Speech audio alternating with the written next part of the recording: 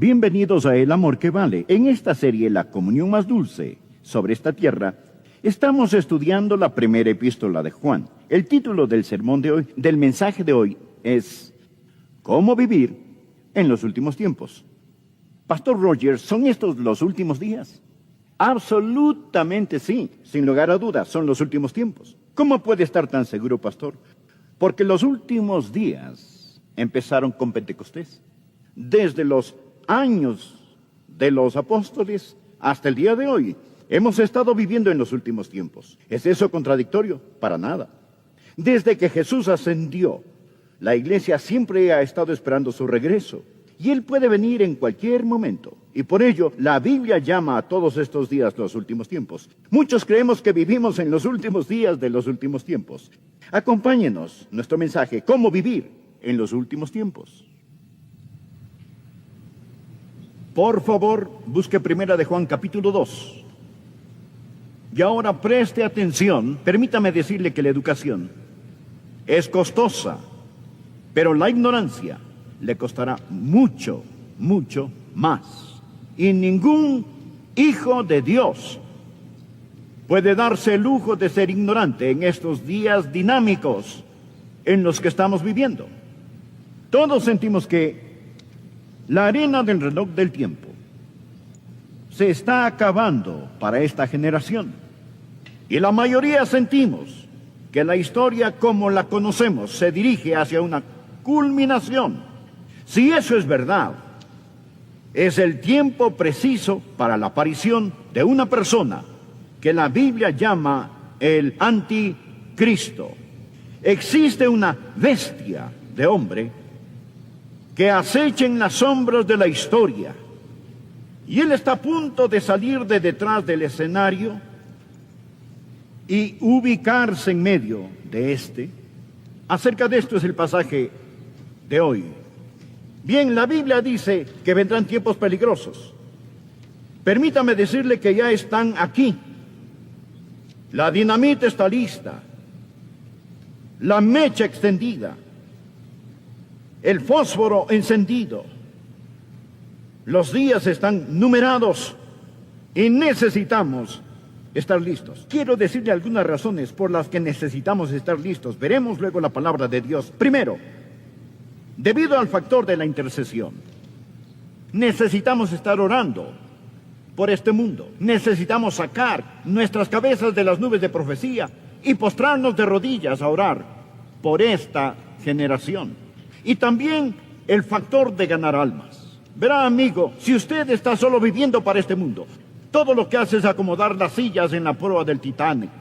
Necesitamos estar metiendo gente en los botes salvavidas, que ellos conozcan al Señor Jesucristo como su Salvador personal. En tercer lugar, el factor de la preparación familiar. Vivir en los últimos días es peligroso.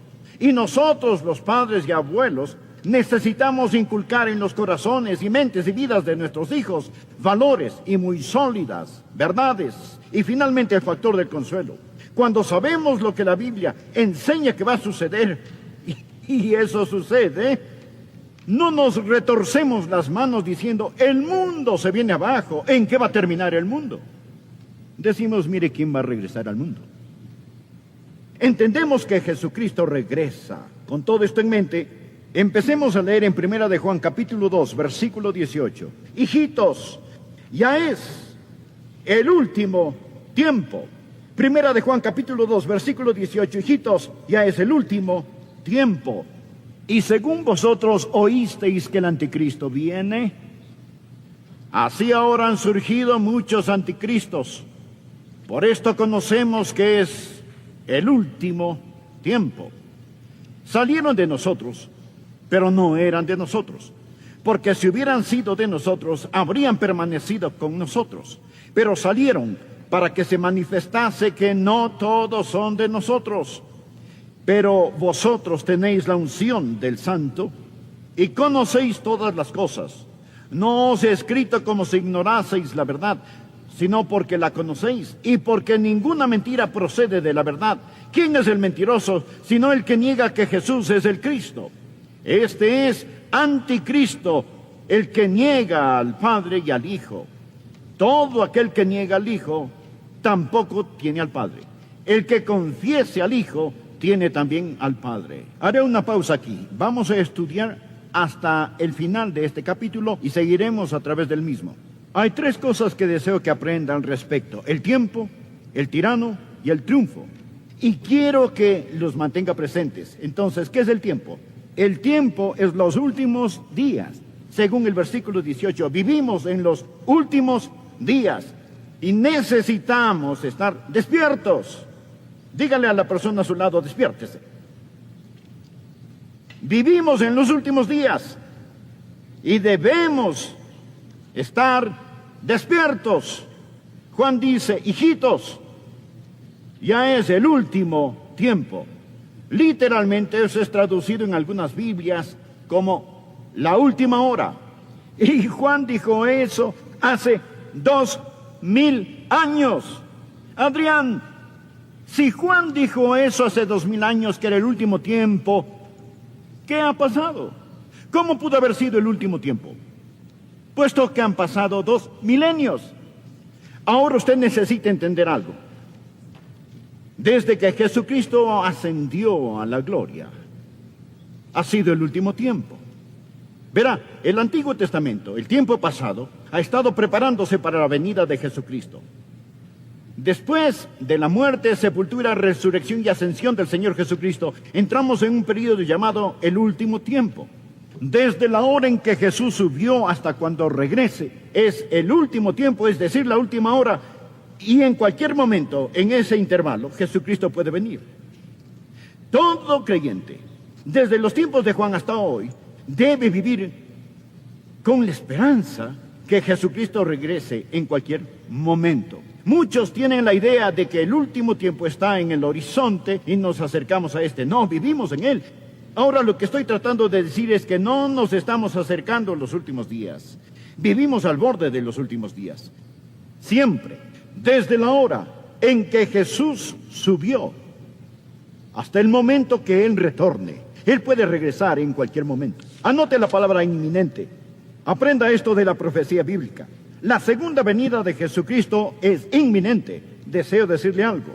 No estamos esperando que ocurra ninguna señal. No hay ningún evento histórico que estemos esperando. Jesucristo pudo haber regresado 3 semanas después de ascender al cielo. Y Él puede regresar esta tarde. Verá, toda la Biblia enseña que estamos al borde, que estamos al filo. Y por consiguiente debemos estar anhelando y no bostezando. Debemos estar listos para la segunda venida del Señor Jesucristo. Usted preguntará: ¿y qué de todas las señales de los últimos tiempos y esto? Existen señales de los tiempos, pero estos no son los tiempos de las señales. Lo que quiero decir es esto, que la venida del Señor Jesucristo será en 2 fases. Primero, el Señor Jesucristo viene por su iglesia, que es el rapto. Seremos arrebatados para encontrarnos con el Señor en el aire. Eso será de repente, en un instante, en un abrir y cerrar de ojos. Y luego vendrá la gran tribulación aquí sobre la tierra. Y después Jesucristo regresará con sus santos a gobernar y reinar durante 1000 años. Lo llamamos el milenio. Ahora el arrebato no tiene ninguna señal. Puede suceder en cualquier momento.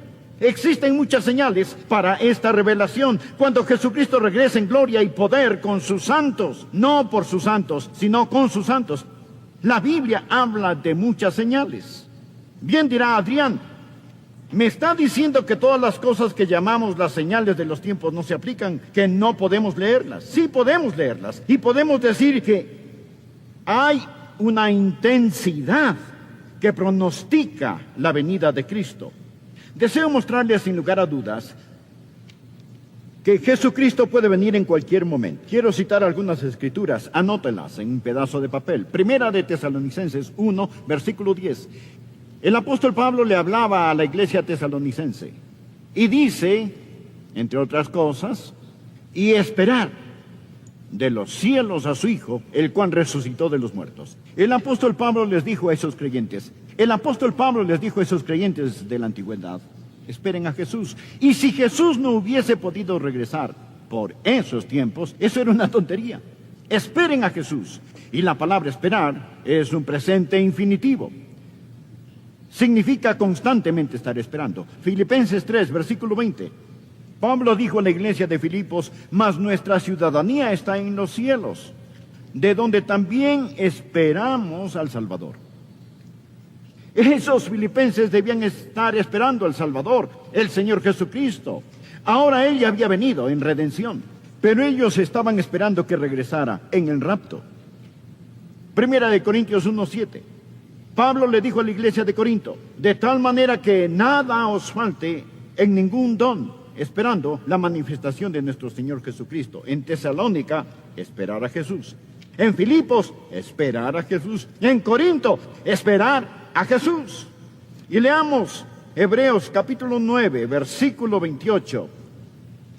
El escritor dice: así también Cristo fue ofrecido una sola vez para llevar los pecados de muchos, y aparecerá por segunda vez sin relación con el pecado para salvación a los que le esperan. ¿Saben lo que debe estar haciendo? Debe estar aprendiendo acerca de su venida, debe estar viviendo por su venida, anhelando su venida y buscando su venida. Usted debe estar esperando al Señor Jesucristo en cualquier momento. Pablo le habló a Tito, en Tito 2, versículo 13, acerca de la gracia de Dios que nos redime y nos hace un pueblo propio, y agregó: aguardando la esperanza bienaventurada y la manifestación gloriosa de nuestro gran Dios y Salvador Jesucristo. Esperen a Jesús. Nosotros no estamos esperando algún evento, nosotros no estamos esperando la reconstrucción del templo, ni que el anticristo aparezca, ni la reunión de Israel, ni estamos esperando terremotos, hambres y todas estas cosas. Estamos esperando a Jesús. Estamos aguardando a Jesús. Se lo recalco, amigo, Jesús puede venir antes de que termine este sermón. Usted dirá: bueno, yo no pienso que pasará hoy. Bien, eso es una señal de que sí podría suceder, porque la Biblia dice: el Hijo del Hombre vendrá a la hora que no pensáis. Así que el primer punto es que estamos viviendo en los últimos tiempos. Esté despierto, esté despierto, esté despierto, esté despierto. Hijitos, es la última hora. En el tiempo de Juan, en nuestro tiempo, en cualquier momento, espere a Jesús. Él regresa. Él regresa. En cualquier momento. Ahora, si ellos tuvieron razón para creer que Él regresaría en sus días, ¿cuánto más nosotros, que vemos la cohesión de señales y eventos que dejan entrever lo venidero? Aquí está el segundo punto. El anticristo está por venir y necesitamos estar alerta. Estos son los últimos días, necesitamos estar despiertos. El anticristo viene, debemos estar alertas. Por favor, mire 1 de Juan 2, versículo 18. Y dice: hijitos, ya es el último tiempo. De acuerdo, despiértese. Y según vosotros oísteis que el anticristo viene, así ahora han surgido muchos anticristos. Por esto conocemos que es el último tiempo. Existe un gobernante mundial que está esperando detrás del telón, listo para salir al escenario. Ya lo mencioné. Y su nombre o su título es el Anticristo. Ahora es interesante saber que la Biblia describe al anticristo de muchas maneras, pero el apóstol Juan es el único que lo llama anticristo. Juan lo llama el anticristo. Él tiene muchos seudónimos, pero él tiene un solo corazón inicuo. A él se le llama el hijo de perdición, se le llama el hombre de pecado, se le llama el maligno, se le llama el transgresor, se le llama la bestia, se le llama el anticristo. Ahora bien, ¿por qué Juan lo llama el anticristo? Veamos primero el prefijo anti. Este posee dos significados. Primero significa en contra y segundo significa en lugar de. La misma palabra tiene dos significados distintos. El que viene en contra de Cristo. ¿Y cómo viene él en contra de Cristo? A sustituir a Cristo en lugar de Cristo. Él viene como el Mesías del diablo. Él llegará como un suplente diabólico. Él es el que se opone a Cristo. Así que anote, primero, este anticristo es diabólico. Él es diabólico. La Biblia dice que él se opone a todo. Él se opone a Dios y se exalta sobre Dios. Él es el anticristo. Jesús podía decir, cuando él estaba aquí en la carne: el que me ha visto a mí ha visto al Padre. El que me ha visto a mí ha visto al Padre. Eso es lo que Jesús podría decir. El anticristo podrá decir: el que me ha visto a mí ha visto a mi Padre. Verá, Jesús era la expresión visible del Dios invisible. En cambio, el anticristo será la expresión visible del diablo invisible. Lo mismo que Jesús es al Padre, él será Satanás. Verá, Satanás desea adoración. Él no solo quiere destruir, él quiere conversos. Él quiere que esa adoración sea pública. y él la recibirá a través de su Mesías, el diablo. Así que anote, el anticristo es diabólico. Número 2, él es divisivo. Mire por favor versículo 19 de este mismo capítulo. Él está hablando ahora de otros anticristos. Y él enseña, salieron de nosotros, pero no eran de nosotros, porque si hubieran sido de nosotros, habrían permanecido con nosotros, pero salieron para que se manifestase que no todos son de nosotros. Casi todas esas sectas falsas empezaron en la iglesia verdadera. Algunas personas no eran de nosotros, pero salieron de nosotros. Todos hemos visto personas que nunca han recibido al Señor Jesucristo como su Salvador personal y Señor, y pueden pasar adelante, bautizarse, estar en la escuela dominical, en el coro. Y después de un tiempo ellos salen y se unen a alguna secta extraña, rara, esotérica. ¿Por qué lo hacen? Amigos, ellos están con nosotros, pero no son de nosotros. No poseen la verdadera coinonía. El Espíritu Santo de Dios no mora en ellos, así que salen. Alguien dice, bien, ellos perdieron su salvación. No, no la perdieron. Ellos nunca la tuvieron. Juan dice que ellos salieron de nosotros, pero no eran de nosotros. Si ellos hubieran sido de nosotros, sin duda hubieran continuado con nosotros, pero ellos se marcharon. El mundo está lleno de estos anticristos. Ellos son el cumplimiento de las profecías bíblicas. No han tomado a Dios por sorpresa. Primera Timoteo 4:1 dice, pero el Espíritu dice claramente que en los postreros tiempos algunos apostatarán de la fe, escuchando a espíritus engañadores y a doctrinas de demonios. Salieron de nosotros, mas no eran de nosotros. Vemos a estas personas hoy en día tal vez no involucrándose en movimientos anticristianos, pero alejándose. ¿Sabe por qué perdieron su salvación? No, se dice que la fe que se disipa antes del final tenía una falla desde el principio. Ellos no eran de nosotros. Si hubieran estado con nosotros, si hubieran tenido el Espíritu Santo, sin duda hubieran continuado con nosotros. Él es destructivo. Él quiere dañar, destruir y condenar su alma. Usted dirá, eso no es agradable. Amigo, el discípulo amado lo escribió el apóstol Juan. Él dice, hijitos, ya es el último tiempo. Han surgido muchos anticristos. El anticristo vendrá y será como Juan lo está diciendo. Él habla del tiempo, del último tiempo. Estad atentos. Habla del tirano, el anticristo que vendrá. Estad atentos. Juan habla también del triunfo. Nuestro Señor está en camino y necesitamos permanecer en Él. Despierte, esté alerta y permanezca. Veamos una palabra que llamará nuestra atención: permanecer. En Primera de Juan, capítulo 2, Juan dice en el versículo 24, lo que habéis oído desde el principio permanezca en vosotros. Ahora bien, mire por favor el final del versículo 27. Así como la unción misma os ha enseñado, permaneced en él. Versículo 28, y ahora, hijitos, permaneced en él. Ahora que está despierto y alerta, ¿qué más hace? ¿Cómo puede vivir en los últimos días? Bien, usted debe permanecer. Primero, escuche, necesita enseñarle a sus hijos a estar listos.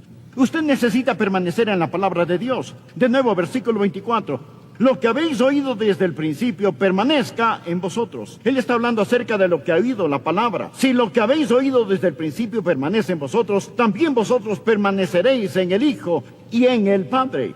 La palabra permanecer significa establecerse, arraigarse, erradicarse. Así que la palabra de Dios debe radicar en usted y usted en la palabra de Dios. Aprenda a atesorar la palabra de Dios. Aprenda a apropiarse de la palabra de Dios. Aprenda a aplicar la palabra de Dios, porque la manera de conocer al Padre y al Hijo es a través de la palabra de Dios. Y no solamente necesita permanecer en ella. Présteme atención, padres y abuelos. Ustedes necesitan poner dosis gigantescas de la palabra de Dios en los corazones y mentes de sus hijos. Ellos no lo van a conseguir en la escuela dominical, usted tendrá que hacerlo. Si no, ellos serán arrastrados, pues el diablo es tan engañoso. Su engaño está como un virus en el aire. Cuando los Estados Unidos se independizaron, la Biblia era el libro más citado por los patriarcas fundadores de la nación. Hoy es el libro más censurado. La Biblia, el libro más censurado en América. Hoy se puede leer casi cualquier cosa en las escuelas públicas, excepto la Biblia. Padres y madres, la Biblia dice que en estos últimos tiempos ustedes tendrán que permanecer en la palabra de Dios. Número 2, debe permanecer en el Espíritu de Dios. Mire el versículo 27 del capítulo 2. Pero la unción que vosotros recibisteis de Él permanece en vosotros, y no tenéis necesidad de que nadie os enseñe. Así como la unción misma os enseña las cosas, y es verdadera y no es mentira, según ella os ha enseñado, permaneced en Él. El Espíritu Santo de Dios permanece en usted y usted permanece en Él. Note que Él usa la palabra unción, es la palabra crisma. Mire el versículo 20, Él llama una unción, es la misma palabra, pero vosotros tenéis la unción del Santo. Y en la segunda venida del Señor Jesucristo, cuando Jesucristo regrese, usted no estará alarmado ni estará temeroso, usted irá a encontrarse con el Señor Jesucristo con anhelo, valentía y gozo. Amigo, yo era un joven predicador alarmado, mas quiero contarle que desde aquel tiempo hasta el día de hoy se ha dado un cambio radical en mi corazón. Anhelo tanto que Jesús venga. No temo su retorno. ¿Sabe? Los primeros creyentes tenían la palabra Maranata. Significa, ven Señor Jesús. Yo quiero que Él venga. Añoro su regreso, aguardo el día de su venida, deseo ir a casa y estar con el Señor Jesucristo. No es que este mundo me tenga cansado, disfruto la vida diariamente, pero mi corazón late ante la expectativa de la venida de nuestro Señor y Salvador Jesucristo. Estaré confiando cuando le vea. No quiero estar avergonzado cuando regrese. Finalmente, en la última hora, despierte. El anticristo viene. Esté alerta. Nuestro Señor está en camino. Permanezca. Permanezca en la palabra de Dios. Permanezca en el Espíritu de Dios. Él es nuestro Maestro interior. Permanezca en el Hijo de Dios, para que cuando regrese, usted tenga confianza y no se avergüence de su retorno. En algunas Biblias como la última hora. Y Juan dijo eso hace 2000 años. Adrián, si Juan dijo eso hace 2000 años, que era el último tiempo, ¿qué ha pasado? ¿Cómo pudo haber sido el último tiempo? Puesto que han pasado 2 milenios. Ahora usted necesita entender algo. Desde que Jesucristo ascendió a la gloria, ha sido el último tiempo. Verá, el Antiguo Testamento, el tiempo pasado, ha estado preparándose para la venida de Jesucristo. Después de la muerte, sepultura, resurrección y ascensión del Señor Jesucristo, entramos en un periodo llamado el último tiempo. Desde la hora en que Jesús subió hasta cuando regrese, es el último tiempo, es decir, la última hora. Y en cualquier momento, en ese intervalo, Jesucristo puede venir. Todo creyente, desde los tiempos de Juan hasta hoy, debe vivir con la esperanza que Jesucristo regrese en cualquier momento. Muchos tienen la idea de que el último tiempo está en el horizonte y nos acercamos a este. No, vivimos en él. Ahora lo que estoy tratando de decir es que no nos estamos acercando a los últimos días. Vivimos al borde de los últimos días. Siempre, desde la hora en que Jesús subió hasta el momento que Él retorne. Él puede regresar en cualquier momento. Anote la palabra inminente. Aprenda esto de la profecía bíblica. La segunda venida de Jesucristo es inminente. Deseo decirle algo. No estamos esperando que ocurra ninguna señal. No hay ningún evento histórico que estemos esperando. Jesucristo pudo haber regresado 3 semanas después de ascender al cielo. Y Él puede regresar esta tarde. Verá, toda la Biblia enseña que estamos al borde, que estamos al filo. Y por consiguiente debemos estar anhelando y no bostezando. Debemos estar listos para la segunda venida del Señor Jesucristo. Usted preguntará, ¿y qué de todas las señales de los últimos tiempos y esto? Existen señales de los tiempos, pero estos no son los tiempos de las señales. Lo que quiero decir es esto, que la venida del Señor Jesucristo será en 2 fases. Primero, el Señor Jesucristo viene por su iglesia, que es el rapto. Seremos arrebatados para encontrarnos con el Señor en el aire. Eso será de repente, en un instante, en un abrir y cerrar de ojos. Y luego vendrá la gran tribulación aquí sobre la tierra. Y después Jesucristo regresará con sus santos a gobernar y reinar durante 1000 años. Lo llamamos el milenio. Ahora el arrebato no tiene ninguna señal. Puede suceder en cualquier momento. Existen muchas señales para esta revelación. Cuando Jesucristo regrese en gloria y poder con sus santos. No por sus santos, sino con sus santos. La Biblia habla de muchas señales. Bien dirá Adrián, me está diciendo que todas las cosas que llamamos las señales de los tiempos no se aplican, que no podemos leerlas. Sí podemos leerlas y podemos decir que hay una intensidad que pronostica la venida de Cristo. Deseo mostrarles sin lugar a dudas que Jesucristo puede venir en cualquier momento. Quiero citar algunas escrituras, anótelas en un pedazo de papel. Primera de Tesalonicenses 1, versículo 10. El apóstol Pablo le hablaba a la iglesia tesalonicense y dice, entre otras cosas, y esperar de los cielos a su Hijo, el cual resucitó de los muertos. El apóstol Pablo les dijo a esos creyentes, de la antigüedad, esperen a Jesús. Y si Jesús no hubiese podido regresar por esos tiempos, eso era una tontería. Esperen a Jesús. Y la palabra esperar es un presente infinitivo. Significa constantemente estar esperando. Filipenses 3, versículo 20. Pablo dijo a la iglesia de Filipos, mas nuestra ciudadanía está en los cielos, de donde también esperamos al Salvador. Esos filipenses debían estar esperando al Salvador, el Señor Jesucristo. Ahora Él ya había venido en redención, pero ellos estaban esperando que regresara en el rapto. Primera de Corintios 1:7. Pablo le dijo a la iglesia de Corinto, de tal manera que nada os falte en ningún don, esperando la manifestación de nuestro Señor Jesucristo. En Tesalónica, esperar a Jesús. En Filipos, esperar a Jesús. En Corinto, esperar a Jesús. Y leamos Hebreos capítulo 9, versículo 28. El escritor dice, así también Cristo fue ofrecido una sola vez para llevar los pecados de muchos y aparecerá por segunda vez sin relación con el pecado para salvación a los que le esperan. ¿Sabe lo que debe estar haciendo? Debe estar aprendiendo acerca de su venida, debe estar viviendo por su venida, anhelando su venida y buscando su venida. Usted debe estar esperando al Señor Jesucristo en cualquier momento. Pablo le habló a Tito, en Tito 2, versículo 13, acerca de la gracia de Dios que nos redime y nos hace un pueblo propio, y agregó, aguardando la esperanza bienaventurada y la manifestación gloriosa de nuestro gran Dios y Salvador Jesucristo. Esperen a Jesús. Nosotros no estamos esperando algún evento, nosotros no estamos esperando la reconstrucción del templo, ni que el anticristo aparezca, ni la reunión de Israel, ni estamos esperando terremotos, hambres y todas estas cosas. Estamos esperando a Jesús. Estamos aguardando a Jesús.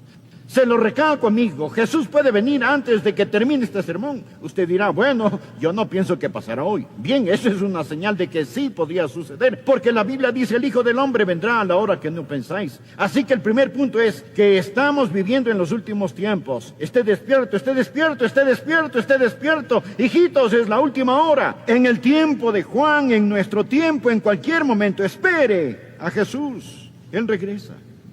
Él regresa. En cualquier momento.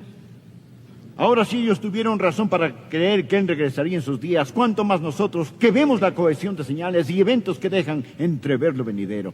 Aquí está el segundo punto. El anticristo está por venir y necesitamos estar alerta. Estos son los últimos días. Necesitamos estar despiertos. El anticristo viene, debemos estar alertas. Por favor, mire 1 de Juan 2, versículo 18. Y dice, hijitos, ya es el último tiempo. De acuerdo, despiértese. Y según vosotros oísteis que el anticristo viene, así ahora han surgido muchos anticristos. Por esto conocemos que es el último tiempo. Existe un gobernante mundial que está esperando detrás del telón, listo para salir al escenario. Ya lo mencioné. Y su nombre o su título es el anticristo. Ahora es interesante saber que la Biblia describe al anticristo de muchas maneras, pero el apóstol Juan es el único que lo llama anticristo. Juan lo llama el anticristo. Él tiene muchos seudónimos, pero él tiene un solo corazón inicuo. A él se le llama el hijo de perdición. Se le llama el hombre de pecado. Se le llama el maligno. Se le llama el transgresor. Se le llama la bestia. Se le llama el anticristo. Ahora bien, ¿por qué Juan lo llama el anticristo? Veamos primero el prefijo anti. Este posee dos significados. Primero significa en contra y segundo significa en lugar de. La misma palabra tiene dos significados distintos. El que viene en contra de Cristo. ¿Y cómo viene él en contra de Cristo? A sustituir a Cristo en lugar de Cristo. Él viene como el Mesías del diablo. Él llegará como un suplente diabólico. Él es el que se opone a Cristo. Así que anote, primero, este anticristo es diabólico. Él es diabólico. La Biblia dice que él se opone a todo. Él se opone a Dios y se exalta sobre Dios. Él es el anticristo. Jesús podía decir, cuando él estaba aquí en la carne, el que me ha visto a mí ha visto al Padre. El que me ha visto a mí ha visto al Padre. Eso es lo que Jesús podría decir. El anticristo podrá decir, el que me ha visto a mí ha visto a mi Padre. Verá, Jesús era la expresión visible del Dios invisible.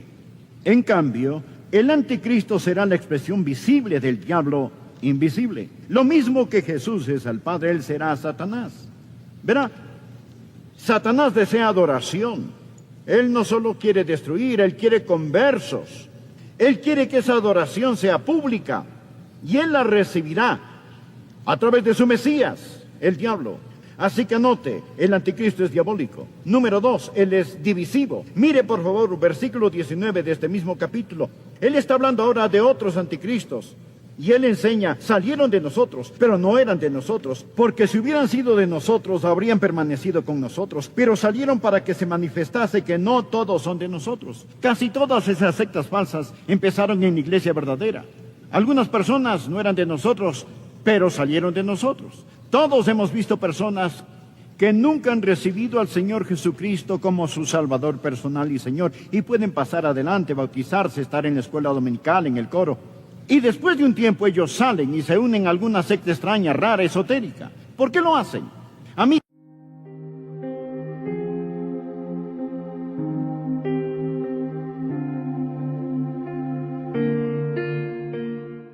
Tenga la bondad de buscar en su Biblia el Salmo 42. Después de un momento empezaremos a leer desde el versículo 5. Hoy hablaré acerca de la depresión. Cómo levantarse cuando está caído espiritual y emocionalmente, y usted cree que no puede levantarse. Recuerde, lo que voy a compartir con usted, nada tiene que ver con caídas físicas. Estas le pondrán magulladuras en el cuerpo, moretones, y en el peor de los casos, algún hueso roto. Pero las caídas espirituales y emocionales tienen connotaciones mucho más importantes. Y no me referiré necesariamente o exclusivamente a eso de no sentirse bien frente a ciertas cosas o cuando enfrenta ciertas situaciones. Alguien le preguntó a una señora, ¿qué hace usted cuando se encuentra en un basurero emocional? Y ella contestó, pues para olvidarme del asunto, voy y me compro un sombrero. Su esposo, al escuchar decir eso, hizo el siguiente comentario. Ahora me explico por qué tus sombreros son tan raros. Hay ocasiones en que nos desanimamos cuando no estamos felices acerca de algo o de alguien. O cuando perdemos el trabajo o tenemos un accidente de tránsito. O cuando alguien nos dice algo negativo sobre nosotros. Pero no me refiero a esto. Hablo de la depresión, ese profundo sentimiento de desesperación que a veces puede convertirse en algo terrible y horrible. Es un asunto que envía gente a los hospitales o causa que las personas simplemente desaparezcan de su círculo social. En ocasiones, cuando nos sentimos mal, es como si estuviéramos en una tormenta. Llega y se va. Pero la depresión es como una neblina que está constantemente presente, bloqueando el sol que trata de llegar a nuestras vidas. Y quiero que piense conmigo primero en lo que voy a llamar el serio problema de la depresión. Ahora sí, veamos el Salmo 42:5. ¿Por qué te abates, oh alma mía, y te turbas dentro de mí? El rey David escribió estas palabras, y él estaba deprimido, y estaba hablando consigo mismo. Hago un breve paréntesis aquí para informarle que el Instituto Nacional de Salud Mental reportó que la depresión es, tristemente, un negocio de más de $1 billón anuales. O sea, lo que la gente gasta para ser tratada de depresión. Y en lo que yo investigué para preparar este mensaje, descubrí que hay millones de norteamericanos que sufren de depresión, y supongo que esa es una lamentable realidad en todos los países del mundo. ¿Sabe usted que es muy difícil animar a una persona que sufre de depresión? Tal pareciera que nada le hace sentir mejor. Por eso digo que la depresión es un problema serio, y quiero compartir con usted una lista que encontré que describe lo que es la depresión. Esta lista le revelará si usted o un miembro de su familia o algún amigo sufre los efectos de la depresión. La depresión es un sentimiento de pasividad y apatía, un continuo estado de tristeza, una actitud de que nada está bien, o peor aún, nada vale la pena. Es un constante estado de desesperanza, un sentimiento de que a nadie le importo, o nadie me entiende, nadie me acepta. Es vivir en un constante estado de preocupación y de ansiedad. Eso es depresión. ¿Quiere saber si usted está deprimido? Aquí está la lista para que se haga una honesta evaluación. ¿Ha perdido toda iniciativa? Tal vez súbita o lentamente usted siente que quiere tirar la toalla. Siente repentinos deseos de llorar sin causa aparente. Se despierta de pronto por la noche y ya no puede volver a dormir. Se despierta por la mañana sintiéndose fatigado. Siente dolores no bien definidos en todo su cuerpo. Se encuentra a veces pensando en su propia muerte o con pensamientos suicidas. ¿Alguna vez suspira incesantemente o como si algo pesado le oprimiera el pecho? Ha llegado al punto de no confiar en su propio juicio y le es un verdadero problema el tomar alguna decisión. Se vuelve a veces irritable y choca o pelea fuertemente con otros sin ninguna razón aparente. Está consciente de que nada, absolutamente nada le entusiasma. Permítame aclarar que esa no es mi lista. Pero estoy seguro que es la lista de alguien. Amigo, esa es la depresión de alguien que está deprimido o deprimida. Y a lo mejor alguno de quienes me escucha dirá, pastor, ese mensaje no es para mí porque yo no estoy deprimido. Felicitaciones. Pero sabe, alguien que usted conoce lo está. Y usted puede ayudar a ese alguien. ¿Está seguro o segura que usted no necesita ayuda en esta área? ¿Cómo puede levantarse cuando está caído? La depresión es una enfermedad mortal que manda a mucha gente a los hospitales y a otros a la tumba. Es la tercera causa de mortalidad en ciertas categorías y edades. Aquellos que hemos estado en el ministerio el tiempo suficiente, sabemos cuando vamos a una tumba a enterrar a un cónyuge que no pasará mucho tiempo sin que tengamos que enterrar al otro. Y si usted me dice, eso pasa con los incrédulos porque no saben lo que nosotros sabemos. Permítame decirle algo. Los hijos de Dios no son inmunes a la depresión. Moisés, ese gran líder del pueblo de Dios, experimentó tal estado de depresión que le pidió a Dios que lo matara. Jonás, poderoso profeta de Dios, también le pidió a Dios que le quitara la vida. Y Elías, sentado bajo la sombra del árbol, deseaba más bien estar muerto El apóstol Pablo habla de sí mismo y su estado de depresión o de desesperación por estar vivo. Y Juan el Bautista estuvo en un calabozo. No una mazmorra literal, sino en un calabozo de desesperación. Juan el Bautista, el heraldo del Señor Jesucristo, llegó a dudar si Jesús era el Mesías. Y en las páginas de la historia encontramos que grandes hombres sufrieron depresión. Quienes predicamos la palabra de Dios, pensamos que Carlos Spurgeon fue uno de los más grandes predicadores que han existido. Pero este gran hombre lleno de viveza y calor humano tuvo períodos de depresión. Y en el área de la política, Winston Churchill fue el gran estadista que tuvo que dirigir Inglaterra durante la Segunda Guerra Mundial. Indiscutible líder, a veces tenía ataques de depresión tan grandes que no atendía a nadie en su oficina. Y él se refería a la depresión como el gran perro negro que me tiene entre sus fauces. Cuando el rey David en el Salmo 42:5 dice: ¿por qué te abates, oh alma mía, y te turbas dentro de mí? Exteriormente, cuando esto sucedió, él tenía la razón de estar deprimido.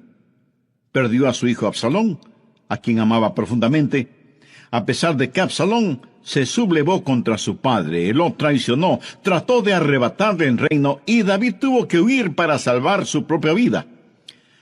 Luego Absalón muere trágicamente. En 2 Samuel 18:33 leemos: entonces el rey se turbó, y subió a la sala de la puerta y lloró, y yendo decía así: hijo mío, Absalón, ¿quién me diera que muriera yo en lugar de ti? Absalón, hijo mío, hijo mío. David huyó para salvar la vida. Él debía ser el rey. Pero perdió su fortuna, perdió su hogar, perdió su poder, perdió todo respaldo financiero, y como si todo esto fuera poco, David pecó contra Dios, cometió un horrible, terrible pecado que le costó la vida a su tierno hijo. Y luego su hija fue violada por su propio hermano, y tuvo una esposa que fue asaltada sexualmente, y ahora su hijo rebelde, Absalón, había encontrado la muerte en forma trágica. La nación sobre la cual David se suponía que era rey estaba en turbulencia. Así que exteriormente David tenía toda la razón para estar deprimido. Las cosas no podían estar peor que lo que estaban. ¿Por qué te abates, oh alma mía, y te turbas dentro de mí? Este salmo es un caso clínico de depresión. En primer lugar, David tuvo lo que yo llamo sequedad espiritual. Miremos, por favor, los primeros 2 versos de este Salmo 42. Como el ciervo brama por las corrientes de las aguas, así clama por ti, oh Dios, el alma mía. Mi alma tiene sed de Dios, del Dios vivo. ¿Cuándo vendré y me presentaré delante de Dios? David está sediento de Dios, pero siente como que si Dios estuviera lejano. David se siente como un ciervo rodeado por una jauría de perros de caza. Siente su sequedad espiritual, siente el temblar de su alma y piensa que a lo mejor Dios ya se olvidó de él. Mire lo que dice en el verso 9. Diré a Dios: roca mía, ¿por qué te has olvidado de mí? David está sediento de Dios.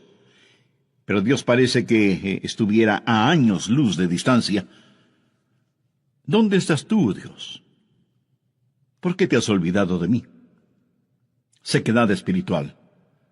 Dios no se había olvidado de él. Ese no es el punto. Y el rey continúa su lamento en el verso 3 diciendo: fueron mis lágrimas mi pan de día y de noche. Y aquí me imagino a David llorando incontrolablemente, este poderoso hombre de Dios, ahora llorando como una criatura. Todos tenemos momentos de tristeza, pero no siempre de llanto incontrolable, aunque puede ser así. Eso es un signo de depresión.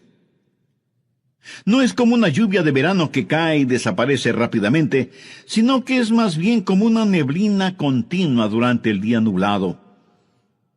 David siente vergüenza y se siente derrotado. Mire lo que dice en el verso 3. Fueron mis lágrimas mi pan de día y de noche, mientras me dicen todos los días, ¿dónde está tu Dios? Él sabe que sus enemigos están burlándose de él y está avergonzado. Se siente como un indigno testigo de Dios, y por supuesto que lo fue. Sabe, a veces, aun estando en evidente pecado, tratamos de testificar, pero no tenemos ni el poder ni el gozo para hacerlo, y no tenemos la victoria, y esto aumenta nuestra vergüenza. El sentido de culpa de David le hizo pensar que era una desgracia delante de Dios. Y todo era peor por las recurrencias de sus memorias. Mire lo que dice en el verso 4. Me acuerdo de estas cosas y derramo mi alma dentro de mí, de cómo yo fui con la multitud y la conduje hasta la casa de Dios, entre voces de alegría y de alabanza del pueblo en fiesta. David recordaba mejores días. Miró retrospectivamente aquellos días cuando tuvo gozo y paz junto con la multitud, alabando a Dios en la casa de Dios.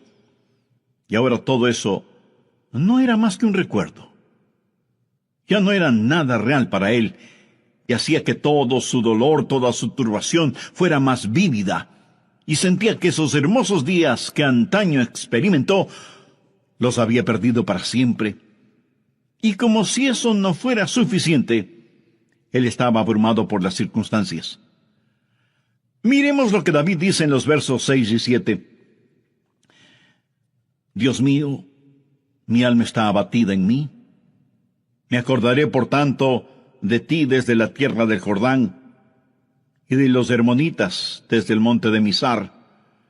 Un abismo llama a otro a la voz de tus cascadas. Todas las ondas y tus olas han pasado sobre mí.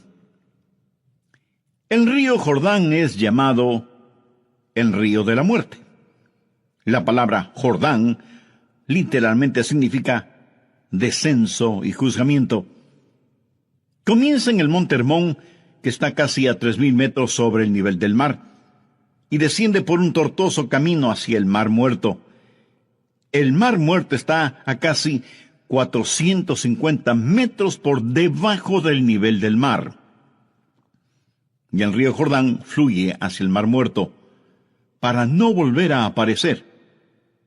Así que, en la tipología bíblica, Jordán ha sido la representación de muerte y desesperación. Y David siente que está totalmente inundado por las circunstancias. Las aguas de Dios están sobre él. Está cubierto de problemas y no sabe hacia dónde dirigirse. Está absoluta y totalmente abrumado por las circunstancias. Y quiero decirle que estadísticamente, personas así son suicidas. Un jovencito de 16 años escribió la siguiente carta antes de suicidarse. Querido mundo, yo no quiero que me corten el pelo. Yo no quiero cuidar niños. Yo no quiero ir a ver a Gina mañana en el colegio. Yo no quiero hacer mis deberes de biología, de inglés, de historia, ni de ninguna otra materia. Yo ya no quiero estar triste o solo o deprimido. No deseo comer, ni beber, ni conversar, ni dormir, ni respirar. Sencillamente ya no quiero vivir. Papá, mamá, no es culpa de ustedes. Solo que no me siento libre, me siento enfermo, triste y solo, aunque esté rodeado de mis padres, hermanos, compañeros y amigos. Eso, mi amigo, es depresión y es muy, pero muy triste. La depresión es un serio problema. En segundo lugar, quiero que sepa y vea que hay una provisión espiritual para la depresión. Gracias a Dios, usted no tiene que estar deprimido. Dios ha hecho provisión para usted, para mí, para nuestras familias y para nuestros amigos, para todos aquellos que sufren depresión. Primero, usted tiene que mirarse interiormente y analizar su corazón. Veamos el Salmo 42, los versos del 5 al 7. ¿Por qué te abates, oh alma mía, y te turbas dentro de mí? Espera en Dios, porque aún he de alabarle, salvación mía y roca mía, Dios mío, mi alma está abatida en mí. Me acordaré por tanto de ti desde la tierra del Jordán, y de los hermonitas desde el monte de Mizar. Un abismo llama a otro a la voz de tus cascadas, todas tus ondas y tus olas han pasado sobre mí. Pero ahora quiero que note en forma particular que David comienza a hablar consigo mismo. Y si usted me pregunta si uno puede hablar con uno mismo, pues le diré que sí, David lo hizo. Y no me diga que usted nunca ha hablado con usted mismo, porque francamente no se lo voy a creer. Porque todos lo hacemos, consciente o inconscientemente. Note que David está hablando con su alma. El alma es el ego que vive dentro de cada uno de nosotros, no es el espíritu. El espíritu es su naturaleza espiritual, su alma es su naturaleza emocional, su mente, sus emociones, su voluntad, y David le habla a su alma. En el próximo programa terminaremos este estudio bíblico sobre la depresión, y espero que esto no lo deprima ahora. Antes de finalizar, y sabiendo que la depresión no hace acepción de personas, y la sufren santos y pecadores, permítame preguntarle en forma personal, ¿ha depositado su fe en el Señor Jesucristo? ¿A quién recurre cuando está deprimido? Recuerde que la causa de la depresión puede ser externa, pero la solución es interna, íntima, personal. Voy a comenzar este programa haciendo un resumen de lo que estudiamos en el programa anterior. Entre otras cosas, dije que hay ocasiones en que nos desanimamos cuando no estamos felices acerca de alguien o de algo, o cuando perdemos el trabajo o tenemos un accidente de tránsito, o cuando alguien dice algo negativo sobre nosotros. Pero no me refiero a esto. Hablo de la depresión, ese profundo sentimiento de desesperación que a veces puede convertirse en algo terrible y horrible. La depresión es un sentimiento de pasividad y apatía, un continuo estado de tristeza, una actitud de que nada está bien, o peor aún, nada vale la pena. Es un constante estado de desesperanza, un sentimiento de que a nadie le importo, o nadie me entiende, nadie me acepta. Es vivir en un constante estado de preocupación y de ansiedad. Eso es depresión. ¿Quiere usted saber si está deprimido? Aquí está la lista para que se haga una honesta evaluación. Ha perdido toda iniciativa. Tal vez súbita o lentamente usted siente que quiere tirar la toalla. Siente repentinos deseos de llorar sin causa aparente. Se despierta de noche y ya no puede volver a dormirse. Se despierta por la mañana sintiéndose fatigado. Siente dolores no bien definidos en todo su cuerpo. Se encuentra a veces pensando en la propia muerte, la suya, o con pensamientos suicidas. ¿Alguna vez suspira incesantemente, o como si algo pesado le oprimiera el pecho? Ha llegado al punto de no confiar en su propio juicio y le es un verdadero problema el tomar alguna decisión. Se vuelve a veces irritable y choca o pelea fuertemente con otros sin ninguna razón aparente. Está consciente de que nada, absolutamente nada le entusiasma. Y si usted me dice, eso pasa con los incrédulos porque no saben lo que nosotros sabemos. Permítame decirle algo, los hijos de Dios no son inmunes a la depresión. Moisés, ese gran líder del pueblo de Dios, experimentó tal estado de depresión que él le pidió a Dios que lo matara. Jonás, poderoso profeta de Dios, también le pidió a Dios que le quitara la vida.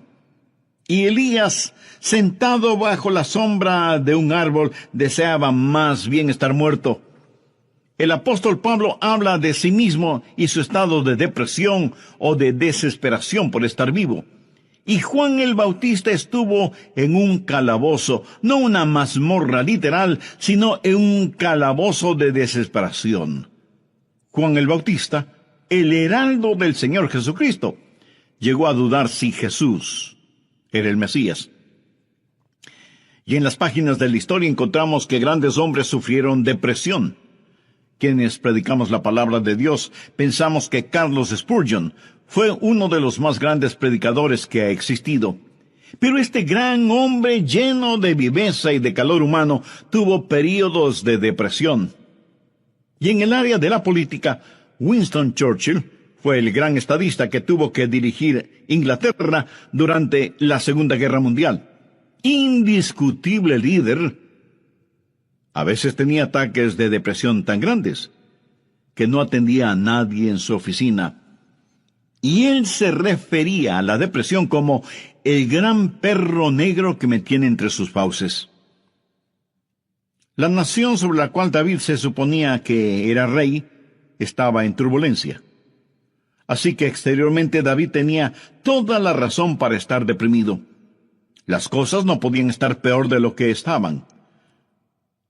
¿Por qué te abates, oh alma mía, y te turbas dentro de mí? Este salmo es un caso clínico de depresión. En primer lugar, David tuvo lo que yo llamo sequedad espiritual. Miremos, por favor, los primeros 2 versos de este Salmo 42. Como el ciervo brama por las corrientes de las aguas, así clama por ti, oh Dios, el alma mía. Mi alma tiene sed de Dios, del Dios vivo. ¿Cuándo vendré y me presentaré delante de Dios? David está sediento de Dios, pero siente como que si Dios estuviera lejano. David se siente como un ciervo rodeado por una jauría de perros de caza, siente su sequedad espiritual, siente el temblar de su alma y piensa que a lo mejor Dios ya se ha olvidado de él. Mire lo que dice en el verso 9, diré a Dios, roca mía, ¿por qué te has olvidado de mí?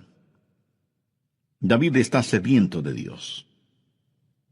Pero Dios parece que estuviera a años luz de distancia. ¿Dónde estás tú, oh Dios? ¿Por qué te has olvidado de mí? Sequedad espiritual. Dios no se había olvidado de él. Pero ese no es el punto. El rey continúa su lamento en el verso 3 diciendo, fueron mis lágrimas, mi pan de día y de noche. Y aquí me imagino a David llorando incontrolablemente, este poderoso hombre de Dios ahora llorando como una criatura. Todos tenemos nuestros momentos de tristeza, pero no siempre de llanto incontrolable, aunque puede ser así. Eso es un signo de depresión. No es como una lluvia de verano que cae y desaparece rápidamente, sino que es más bien como una neblina continua durante un día nublado. David siente vergüenza y se siente derrotado. Mire lo que dice en el verso 3. Fueron mis lágrimas mi pan de día y de noche, mientras me dicen todos los días, ¿dónde está tu Dios? ¿Sabía que dentro de usted hay alguien que constantemente le está hablando? Es la vieja naturaleza, su alma no redimida ni santificada. Y su alma le habla y le dice, tienes razón de sentir pena por ti mismo. Nunca lo lograrás. No tienes lo que se requiere. Este es el final. La vida no vale la pena vivirla. Y David responde a su alma y le dice, ¿por qué te abates, oh alma mía? Y este es el momento en que usted toma control, sostiene firmemente a su alma frente a usted, le mira directamente a los ojos y le habla. Eso es lo que David hizo cuando le dijo, alma, ¿por qué te sientes así? Usted tiene que mirarse íntimamente, interiormente, y analizar su corazón. ¿Por qué está deprimido? Yo no estoy diciendo que no tiene razón para estar deprimido. Tal vez alguna persona amada ha fallecido, su cónyuge, un hijo o una hija, un entrañable amigo. Si eso es verdad, entréguele su dolor a Dios. comparta su pena con quienes le aman y tenga en cuenta que a pesar de cómo se sienta, la vida no ha terminado para usted. Tal vez tiene el corazón destrozado. Alguien a quien amaba profundamente le ha engañado. Tal vez un esposo ha abandonado a su esposa por otra mujer, o a lo mejor una esposa ha dejado a su esposo por otro hombre. Tal vez esté enfrentando el dolor de un noviazgo roto súbita y amargamente. O pudiera ser que los padres no hacen sentir bienvenidos a sus hijos que se fueron del hogar como las ovejas negras de la familia. Si usted está viviendo estas u otras amargas experiencias, escúcheme. Rehúse el estar rumiando estas cosas una y otra vez. Eso no es bueno. Analice las cosas. Si alguien le ha destrozado el corazón, vea qué es lo que ha aprendido de esa experiencia y comience a buscar y tener nuevas amistades. Tal vez usted ha pecado y está siendo perseguido constantemente por el fantasma de su culpa. ¿Qué debe hacer? Confiese su pecado a Dios. Y si tiene que pedir perdón a alguien, hágalo. Si tiene que restituir algo a alguien, hágalo sin demora de tiempo. Mientras más se demore en hacerlo, más difícil le será el realizarlo. Haga lo que tiene que hacer ya. Y cierre la puerta de ese pasado. Analice, mire su propio corazón y pregúntese, ¿por qué estoy abatido? Pero necesita hacer algo más. No solo un análisis íntimo de su corazón, sino que mirando hacia arriba, reconozca que necesita ayuda una vez que ha identificado el problema. Noten los versos del 7 al 9 lo que David dijo. Un abismo llama a otro a la voz de tus cascadas. Todas tus ondas y tus olas han pasado sobre mí. Pero de día mandará Jehová su misericordia, y de noche su cántico estará conmigo, y mi oración al Dios de mi vida. Diré a Dios, roca mía, ¿por qué te has olvidado de mí? ¿Por qué andaré yo enlutado por la opresión del enemigo? ¿Qué es lo que David está haciendo ahora? Pues mirar hacia arriba. No solo interiormente para ver por qué me siento así, sino mirar hacia Dios y decir, Dios, tú eres mi ayuda y mi esperanza. Tú me cubrirás con tu misericordia. Oh, qué amigo nos es Cristo. Él llevó nuestro dolor. Estoy seguro que alguien me dirá, pastor, lo que yo estoy pasando usted no lo comprende. Mi amigo, ese no es el punto. Cierto, yo no lo comprendo, pero Dios le comprende. Y no solo que le comprende, sino que le ama y quiere cuidar de usted. Él es su ayudador, aun cuando usted no lo entienda. El doctor Warren Wiersbe fue un gran maestro bíblico, y él dijo que la vida no es un problema que debe ser resuelto, sino un misterio que debe ser vivido. Eso nos hace recordar siempre que, como hijos de Dios, no vivimos de explicaciones, sino de promesas. Algunos piensan que de alguna manera Dios les ha olvidado o Dios les ha fallado. No. Dios ni se ha olvidado de usted ni le ha fallado a usted. Pero David se sintió así. Mire la pregunta que hace en el verso 9. Dios, ¿por qué te has olvidado de mí? No, Dios no se había olvidado de David. Y si usted me dice, pastor, realmente no entiendo esto, yo le diré que no tiene que entenderlo. Es más, el hecho de que no lo entienda pudiera ser parte del juicio y de la prueba. El poeta norteamericano Robert Frost, en uno de sus poemas, dijo, era esencial para el juicio que usted no lo entendiera entonces. Tenía que parecer sin significado el tener significado. Esto no tiene ningún significado para usted. Verá, podemos confiar en Dios para cualquier cosa si entendiéramos el porqué.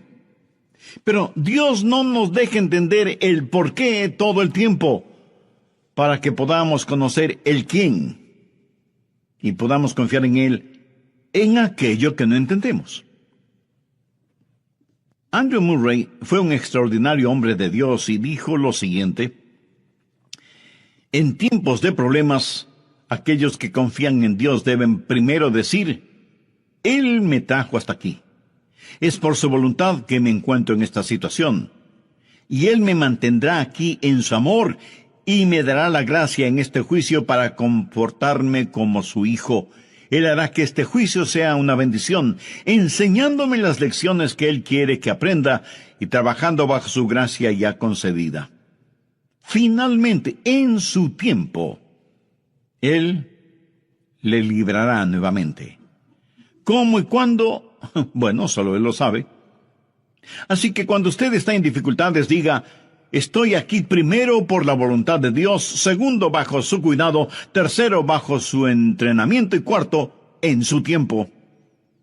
Alguien dijo: Dios es demasiado bueno para no ser bondadoso, demasiado sabio como para cometer errores.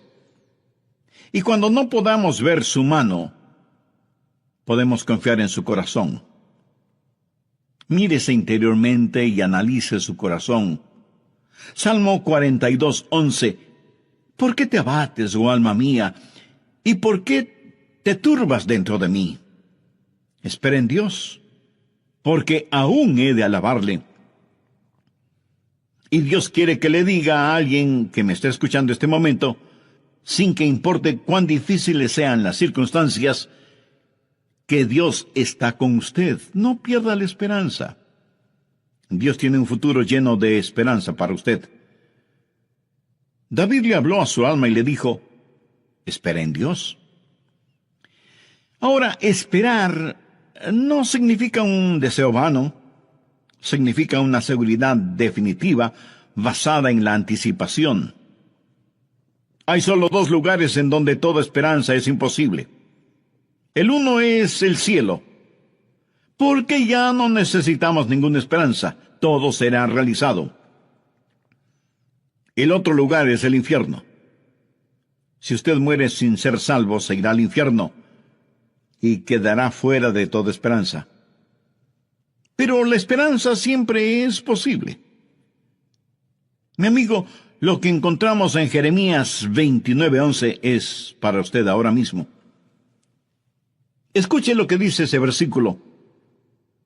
Porque yo sé los pensamientos que tengo acerca de vosotros, dice Jehová, pensamientos de paz y no de mal, para daros el fin que esperáis. O sea, un futuro y una esperanza.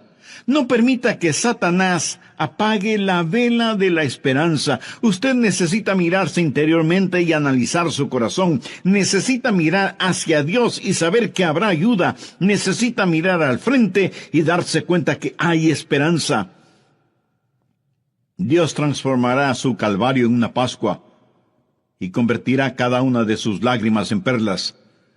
Dios pondrá un hermoso arco iris de su gracia sobre sus pesares. Espera en Dios. Él va a llenar las más profundas necesidades de su corazón. Y Dios nunca estará satisfecho hasta que el más grande deseo suyo sea Él mismo. Hemos hablado del serio problema que es la depresión y de la esperanza que hay para usted. ¿Cuál es la promesa segura contra la depresión? ¿Por qué te abates, oh alma mía? ¿Y por qué te turbas dentro de mí? Espera en Dios, porque aún he de alabarle. Si usted está caído espiritual y emocionalmente, puede levantarse. Y si hoy se siente deprimido, recuerde que Dios le ama. Ni una hoja cae al suelo sin que Él lo sepa. Sé que a veces abrazamos a las personas, les damos unas palmaditas en la espalda y les decimos que las cosas van a mejorar. Pero, mi amiga, mi amigo, escúcheme. Aparte de Jesús, no hay una verdadera esperanza para el mundo. Anoche, mientras meditaba en este mensaje que estoy compartiendo con usted, dije: Señor, no quiero hablar sobre la depresión.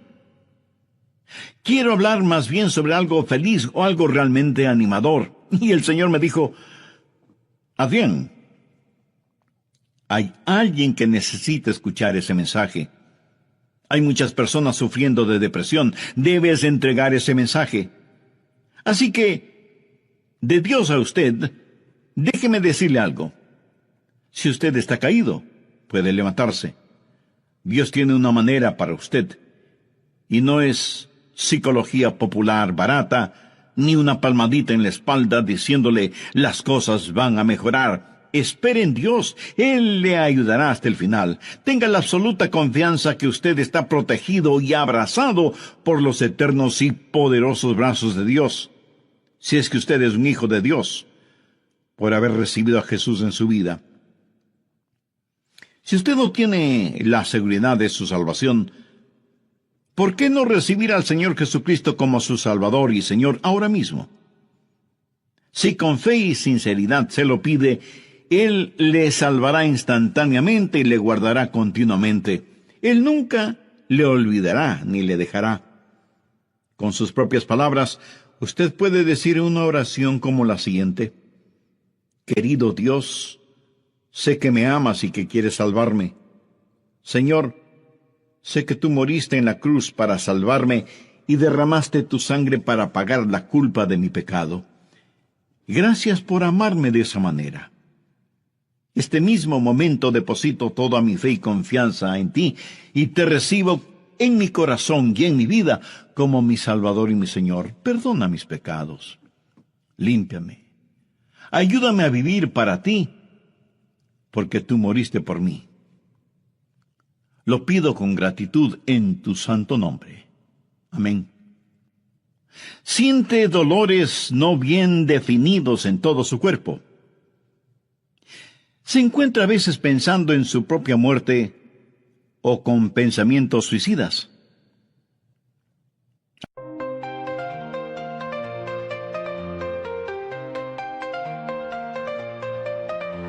The road was long, the end seemed far, but I kept on pushing like a shooting star. Fell down 7 times, rose up 8. I'm stronger now, learn to carry the weight. All the pain, all the scars, made me who I am so far. Every fall, every mistake, helped me learn to carry the weight.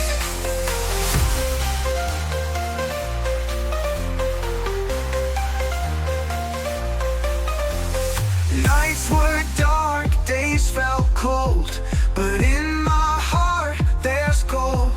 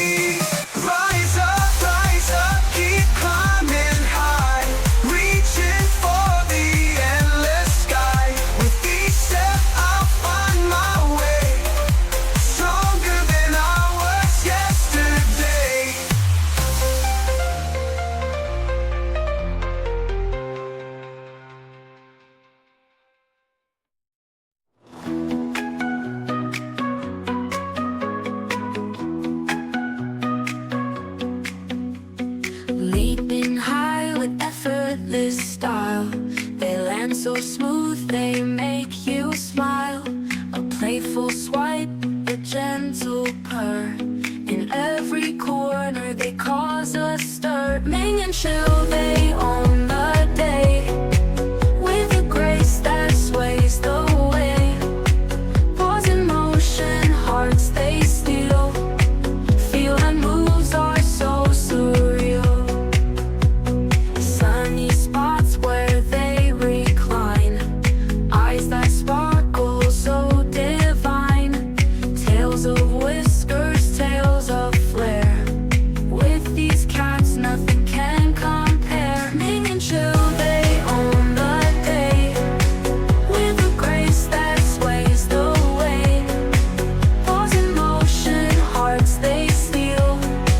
Feel and moves are so surreal. Sunny spots where they recline. Eyes that sparkle so divine. Tales of whiskers, tales of flair. With these cats nothing can compare. Charm and chill, they own the day. With a grace that sways the way. Pause in motion, hearts they steal. Feel and moves are so surreal. Ming and chill, they own the day. With a grace that sways the way. Pause in motion, hearts they steal. Feel and moves are so surreal.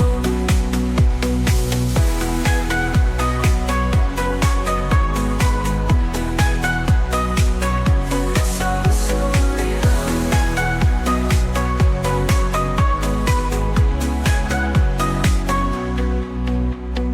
Through the night they roam so free. Little shadows, mystery. In their dance we find delight. Chasing dreams till morning light. Ming and chill, they own the day. With a grace that sways the way.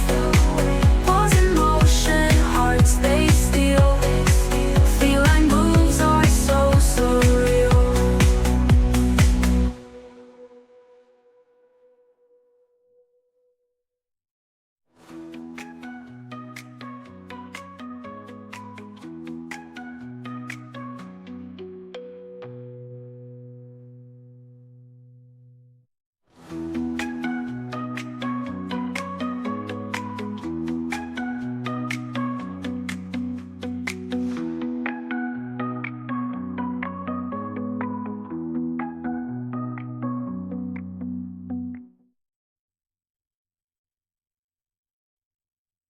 ¿Alguna vez suspira incesantemente o como si algo pesado le oprimiera el pecho? ¿Ha llegado al punto de no confiar en su propio juicio y le es un verdadero problema el tomar alguna decisión?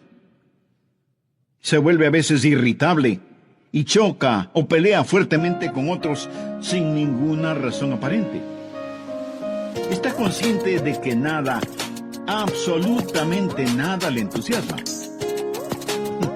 Permítame aclarar que esa no es mi lista.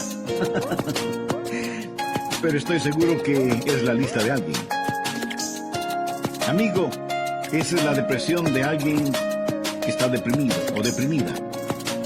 Y a lo mejor alguno de quienes me escucha dirá: pastor, ese mensaje no es para mí porque yo no estoy deprimido. Felicitaciones. Pero sabe, alguien que usted conoce lo está. Y usted puede ayudar a ese alguien. ¿Está seguro o segura que usted no necesita ayuda en esta área?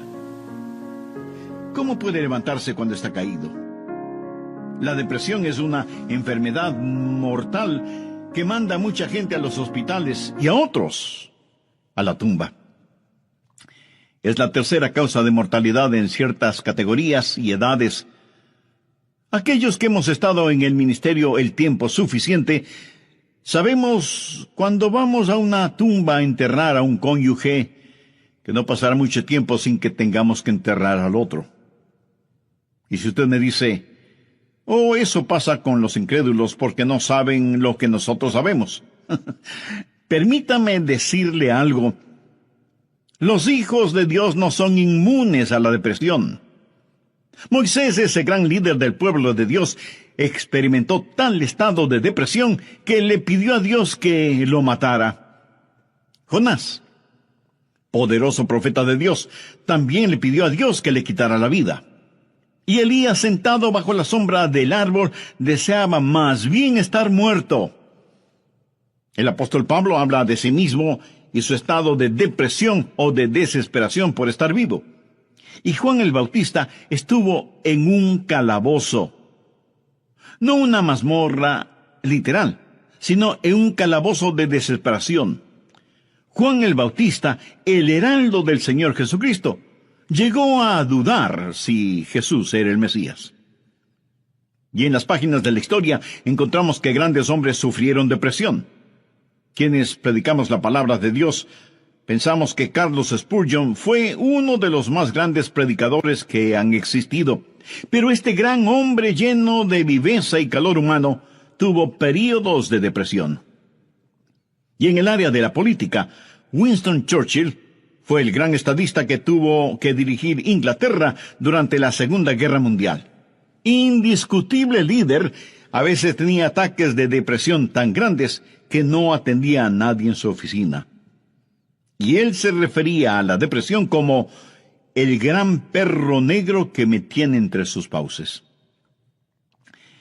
Cuando el rey David en el Salmo 42:5 dice: ¿por qué te abates, oh alma mía, y te turbas dentro de mí? Exteriormente, cuando esto sucedió, él tenía la razón de estar deprimido.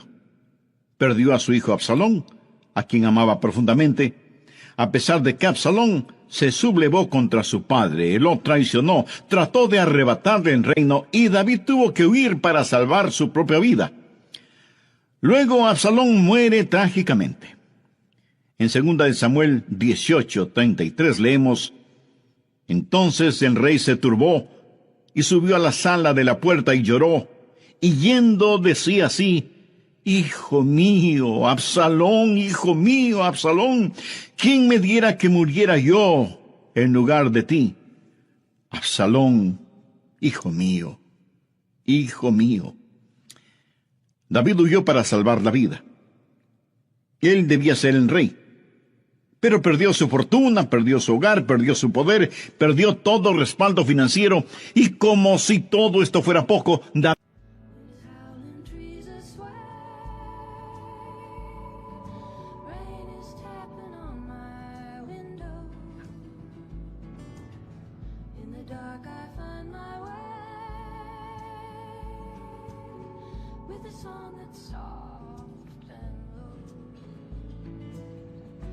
Might be something to keep you warm tonight.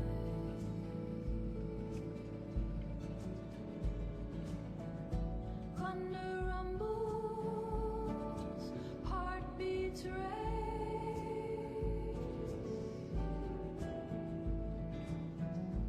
candles flicker, shadows play.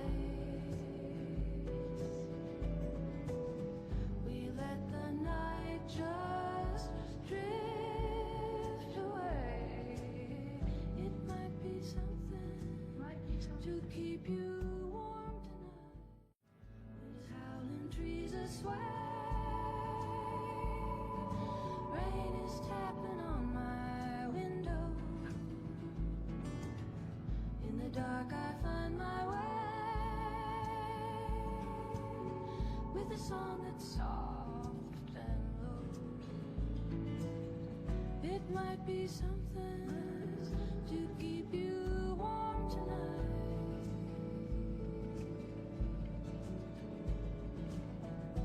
Fireplace glowing, shadows play. Wrap a blanket, hold you tight.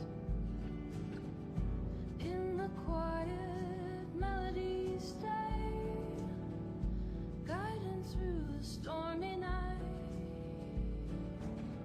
It might be something